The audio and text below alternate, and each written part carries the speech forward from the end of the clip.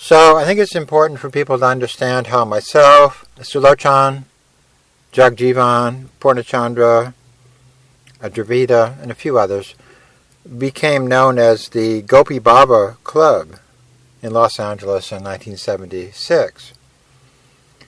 But before I really get into the history of that in detail, I wanted to say that this was in 1976. Try to imagine, this is a big criticism that was being made against me personally and other members of our group, that we were prematurely thinking we were gopis. Okay, that's not really what we were saying.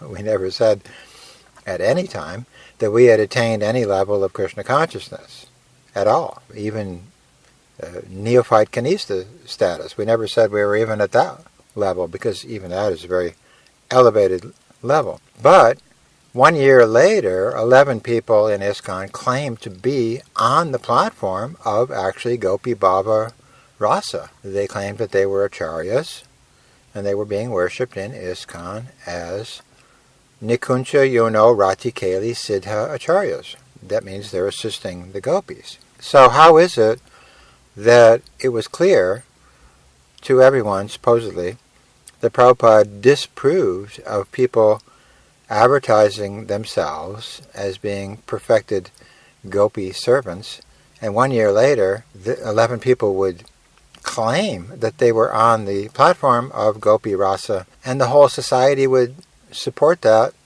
almost wholesale. Only a few of us protested that. So if it's a big deviation to claim that you were on the Gopi Rasa platform, then why was that supported by almost everybody, hook, line, and sinker in the whole society? That's really the question. So we may have had some misunderstandings in 1976, and we did, but nowhere to the extent where we were actually sitting in big seats and claiming we were to be worshipped because we had attained Gopi Rasa. That became a big deviation in ISKCON, which pervaded the whole of ISKCON. Now, early on, Narayan Maharaj was consulted.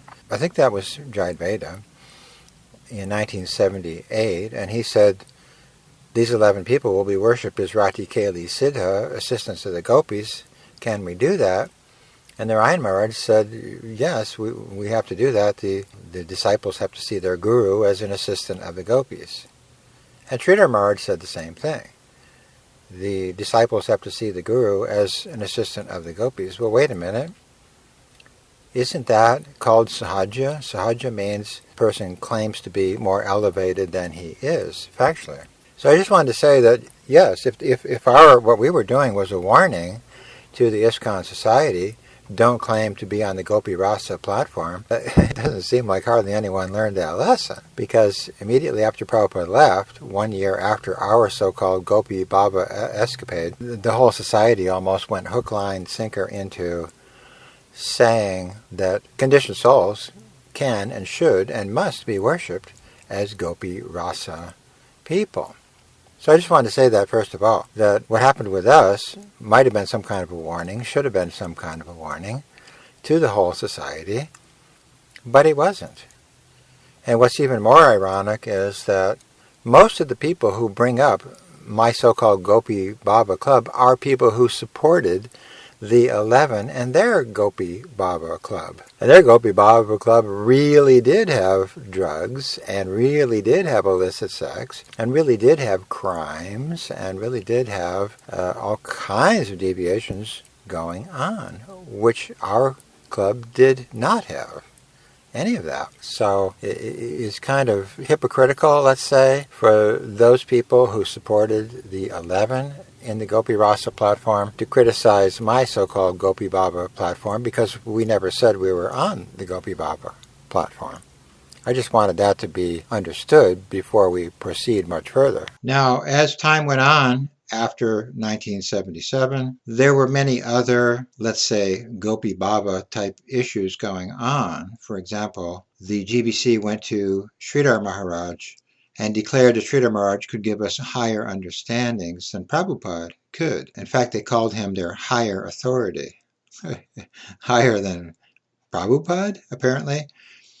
Then they also went to Narayan Maharaj, and they started a Gopi class so-called thing with him, and they called him the Rasika Guru of ISKCON. So the Gopi Rasa thing kind of exploded after Prabhupada left. Again, which means they didn't really take seriously the so-called chastisement that we had received.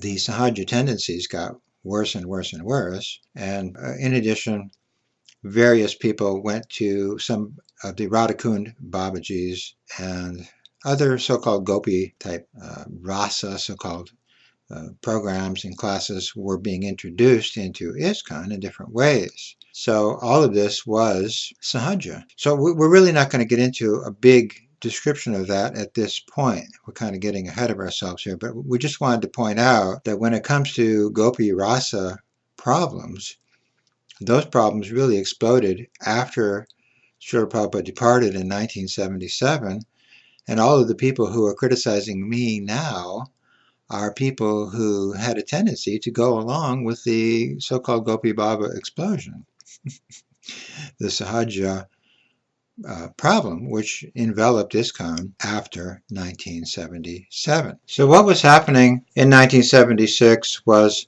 that Srila Prabhupada's Chaitanya Charitamrita books were being published more and more at that time, and we could see that Prabhupada was very concerned that he wanted to get these books out, and he made statements like, if I don't see my books printed now, they'll never be printed after I depart. And some of the big leaders like Ramachara and Tamal and others says, oh no, Prabhupada, don't worry, there's no big rush to publish these books. We will publish them after you're gone. And Prabhupada just said, no, I don't think so. So that was really a good kind of warning for me. I could see, what does that really mean? It means the Prabhupada has no confidence in these people. He doesn't believe that his leaders are even going to publish his books after he departs. That means they're going to take the money and run and do crazy things and deviate and maybe print other people's books or who knows what. He did not feel confident in their ability to do what he wanted to have done. So that was an important lesson for me at the time. I could see, here's Prabhupada with these big leaders who are strutting around acting like they're God's gift to the planet and so forth, with their noses up in the air. But Prabhupada himself personally has very little or no confidence in their abilities. So that was a good lesson for me. But in any case, he's printing these books, and I noticed right away hardly anybody is reading the books. And I wasn't the only person to notice that. Even Prabhupada, he asked Yamuna, he said, are you reading my Chaitanya Charitamrita? And she says, well, I haven't had the time yet. So Prabhupada says, well, wait a minute, you have to make time. Why am I making these books? If my disciples aren't going to read my books, who will read them? I'm writing these books for you. So you should read and understand these books. So myself and a few other devotees, we said, well, wait a minute, that's right. Who's reading these books? Who has time? There was such a kind of a frenzied atmosphere at the time of collecting money to print books, but there was not really much emphasis at the time on reading the books.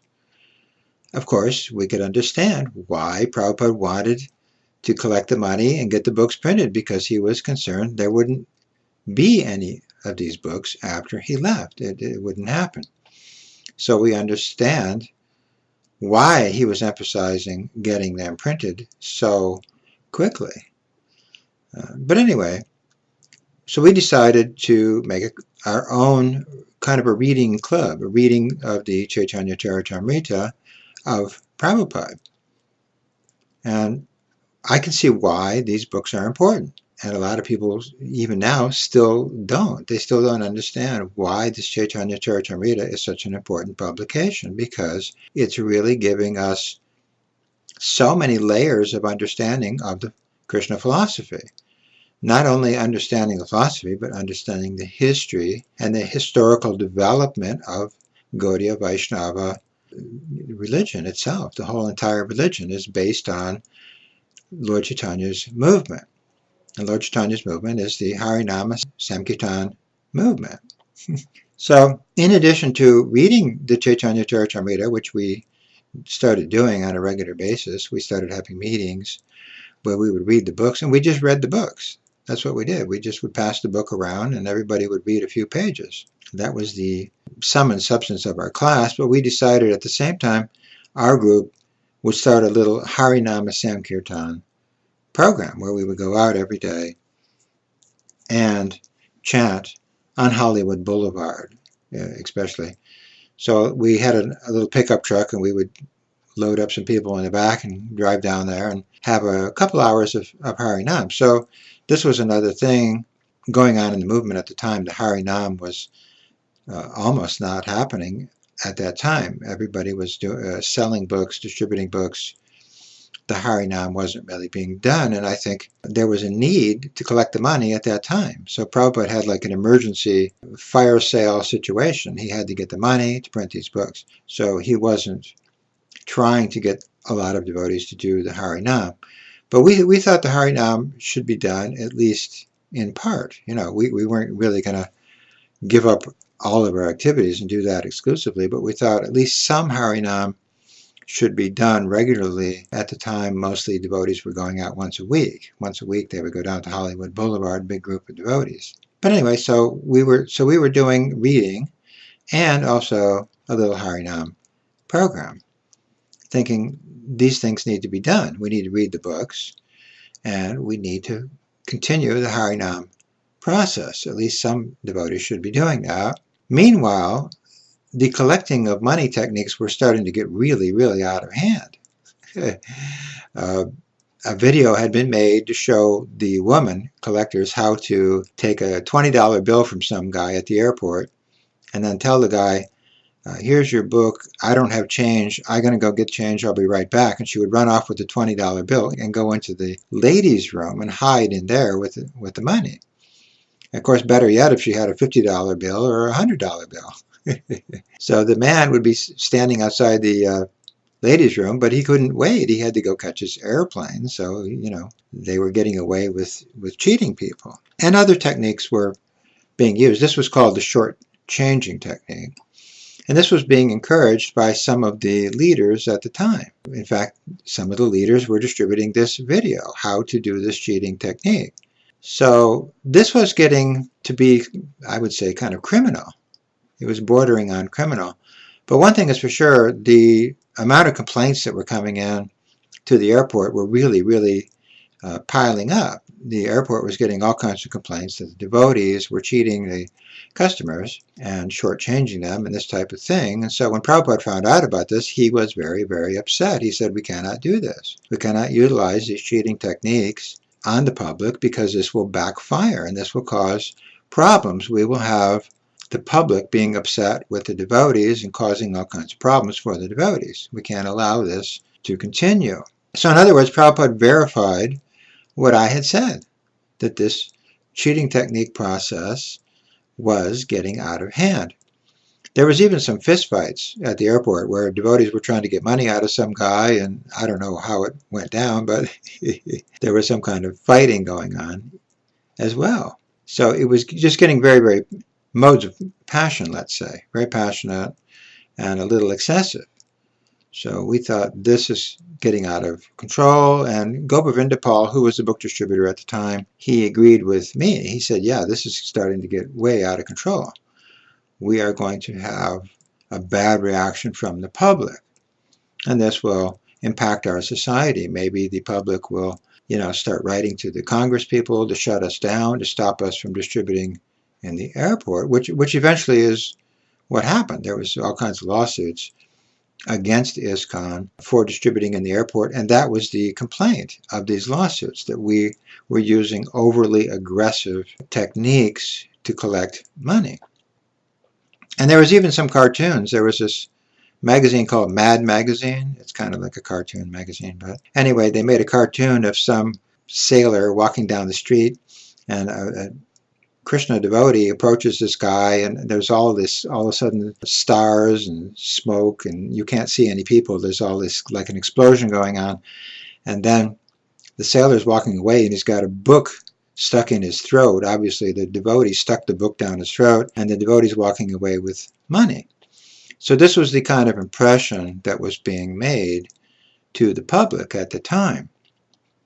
So we began to criticize this. we began to say, you can't be using these techniques. And of course, the leaders didn't like that. They didn't like that we were opposing the way they were doing things. That's clearly what was happening. So we were opposing overly, heavily handed collection techniques. On the one hand, we were also pointing out that the Harinam was not going on or was barely going on. And the leaders, we got into their crosshairs. They wanted to come after us because we were attacking the programs they were doing. Now, Tamal Krishna was one of these people. He was one of the people who really endorsed the aggressive collecting techniques, and he really wanted to, expand that program. He was one of the ringleaders of the aggressive techniques program. But at the same time, he was having a big problem with Prabhupada personally, because Tamal would go to the temples and he would tell people, especially the unmarried males who were called brahmacharis, hey, you guys should come to my program. You should leave the temple and join my Radha Damodar bus program. Tamal had these traveling buses. So he was taking away people from the temples. And this was causing a lot of chaos for Prabhupada's movement. Prabhupada's trying to develop these temples, and here's this guy driving around saying, you don't really need to participate in the temple, you should come with my program. So, in other words, Prabhupada's program was being undermined or taken over in many ways by Tamal. Tamal was kind of hijacking people out of ISKCON. And he also had some big plan to send the householders to Australia. He was going to just send all of us to some farm in the middle of nowhere in Australia. So Tamal was kind of not a big fan of householders either. So this was another big problem going on in the ISKCON society at the time. Prabhupada wanted the householders to become more prominent, taking over the management of the society. And Tamal was trying to get rid of the householders and have a so-called renunciate-based society, which Prabhupada himself knew this isn't going to work. This is the Western world. You're going to have to accommodate householders and children and this type of thing. And if you don't do that, you're not going to have much of a society in the West. In the Western world, you're not going to have a bunch of Buddhist monk-type guys, celibate, renounced people. This is not going to work. Of course, another problem was that many of these so-called celibate men were gay, were homosexuals, and this was a problem within Tamal's so-called all-male renunciate group. There was gradually more increase of this homosexual problem. So anyway, Prabhupada said Tamal has to go to China to try to fix that problem. And Prabhupada said things like, Tamal is giving me a headache, and I can't sleep at night because Tamal is creating so much agitation for my society, this type of thing. So there was a kind of battle going on between Prabhupada and Tamal at the time. And there was some discussion, I think, with Guru Kripa and others in Hawaii about this whole plan to send the householders to Australia and all that stuff. And Prabhupada was very, very upset by this type of thing because, again, it's just undermining whatever he's trying to put together. So all this is going on simultaneously. We're trying to criticize Tamal's whole program, really. We're saying, yeah, he's stealing these brahmacharis, which is bad. He's trying to get rid of the householders, which is bad. And he's, causing problems for other devotees who are preaching, like, for example, Vishnu Jan. Vishnu Jan Swami had a bus program of his own. Tamal was very envious of that program, and he was always on Vishnu Jan's case, and he was always giving Vishnu Jan a headache. And I believe that this is the reason Vishnu Jan eventually just said, you know what, I'm just going to get married, I'm just going to get away from all this and just be a humble householder somewhere and just get out of the limelight of all this stuff. I can't manage my program with this guy on my back all the time. But anyway, somehow or other, Tamal was the last person to talk to Vishnu Jan, supposedly, and Vishnu Jan supposedly committed suicide because he was going to give up the renounced order, which isn't supposed to be done normally by a renounced person. He's not supposed to go back to household life. But other sannyasis also committed suicide or got very depressed and had all kinds of problems with Tamal later on. And in fact, there was another famous suicide of a sannyasi, and other people just had big problems with Tamal. So again, I believe Tamal was trying to undermine Prabhupada's process. And I believe Vishnu John was a victim of that, and I believe I was another victim of that, because then Tamal just started making up stuff about our group. He said, these people are sahajas, meaning me, my group. We're sahajas, we're smoking pot, we're having illicit sex. Supposedly I made someone pregnant and there was a baby somewhere, I don't know. He just started making stuff up about our group. But the worst thing was, he said that we had gone to some Babaji's in Radhakund, which is definitely not what was going on. We had no connection, no correspondence, that we weren't reading any books by any Babaji's. We didn't even know any Babaji's. We had no idea what the Babaji program was all about. I mean, we were in Vrindavan earlier, and Prabhupada just told us, don't associate with the Radhakund Babaji's because they're poison, and we shouldn't be associated with them. So I had no interest in the Radhakund Babaji's or their writings or anything else. But we were just reading Prabhupada's books. So anyways, this all came to a head when Tamal and Rameshwar, I think Hridayananda maybe. Anyway, some leaders, they all went to Prabhupada to complain that this Pranjan guy is a sahaja, and they just made up all this stuff. You know, Pranjan is, he's a sahaja, he's smoking pot, he's this, he's that. We weren't doing any of that. In fact, we were the only people, probably, in ISKCON at the time who were doing Harinam on a regular basis. You know, we were doing that. Now, if you think about it, later on, they had the same type problem with Indra Prabhu. Indra was saying, hey, there's no Harinam, there's no chanting of the holy name going on. What's wrong? The society has become very mundane, very materialistic. This is not good. And he departed mysteriously. We believe something untowards happened to Indra, because Indra was doing exactly what we were doing. He was complaining. But anyway, so later on, we had a meeting. We went up to Prabhupada's room, and Prabhupada just said, what's going on here? And I tried to say, well, you know, this isn't exactly what we were doing. We're not really consulting with Babaji's and all that. But Tamal and others were doing all the talking, and me and Sulochan were there. And we just kind of looked at each other and said, you know what? We're not really going to try to defend ourselves here, because these guys, they've already created all this impression and so on. What we'll do is we'll write to Prabhupada later, and we'll try to explain this, which we did. You know, I wrote a letter, and I says, Prabhupada, I have not accepted another guru. I'm not consulting with the Babaji's. We don't have a sahaja thing going on here. We're not smoking pot, all this kind of thing. And so then Pusta Krishna came to me and he said, oh, Pranjan, you know, Prabhupada really loved your letter, and he wrote a nice letter back to you. What do you think of the letter you got from Prabhupada? And I said, I never got this letter. And then Pusta Krishna said, really? You know, that he was amazed that Prabhupada would write a letter to me. I'm in LA, Prabhupada's in LA. Why didn't I get the letter? And then we both agreed that Tamal probably, apparently, confiscated my letter. And so I didn't get it. But again, this was an important lesson for me. Now I know that these leaders are hiding Prabhupada's letters. They're changing the statements that he's making. Prabhupada's writing a letter to me, he's saying something about me, and I'm not getting the message. So this was a warning. This was a big red flag for me. And it was a good lesson for me, because then I understood, well, wait a minute, what else are they going to say that Prabhupada said which he didn't really say? Or what are they going to hide that Prabhupada, you know, said, and they don't want people to know what he said?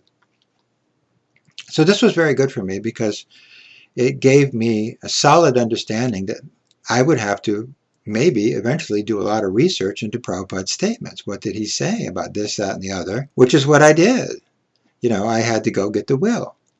Prabhupada's will was not being distributed. Sulochana had to get Prabhupada's letters. Now don't forget, Sulochana was part of our Gopi Bhava so-called club. He was a member with me. So he had the same understanding that I had, that Prabhupada's words were being changed, were being lost, and were being covered up, and so forth. And they were making their own version of what Prabhupada said and what Prabhupada had wanted.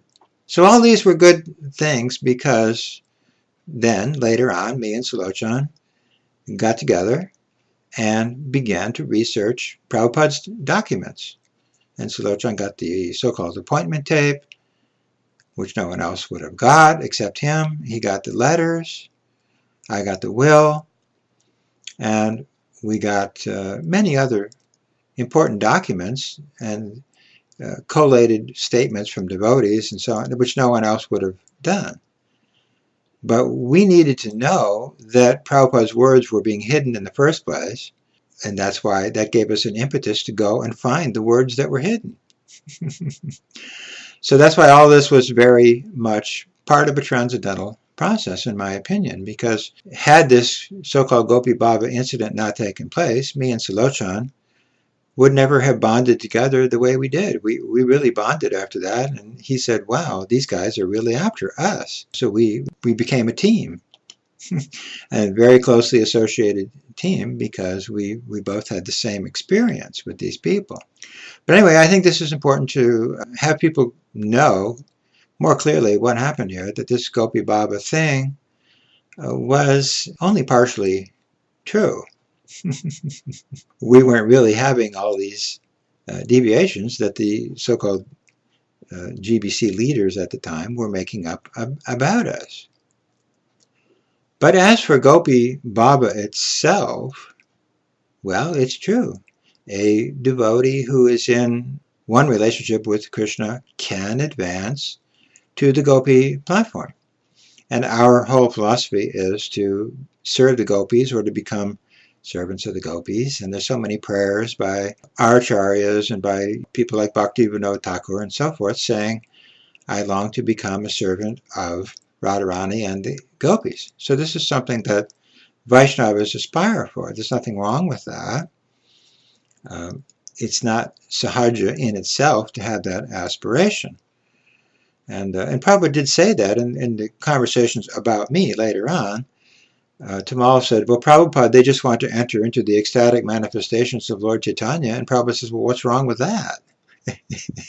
That's the whole object of the religion. We're supposed to enter into the ecstatic manifestations of Lord Chaitanya. That's the whole point of the Hare Krishna religion in the first place. And Tamal thought that was a horrible deviation. Oh my gosh, it's terrible. They're going to enter into the ecstatic manifestations of Lord Chaitanya. Well, that is the goal of Krishna consciousness. So anyway, there's many statements that Prabhupada makes, especially in the Chaitanya Charitamrita, about aspiring to serve the gopis and how Lord Chaitanya is in that line. This is the line of Lord Chaitanya. We are attempting to be the servants of the gopis. That is what we are striving for. That does not mean that the other relationships with Krishna are lesser or not as desirable or not as important. Everything's important in the spiritual world.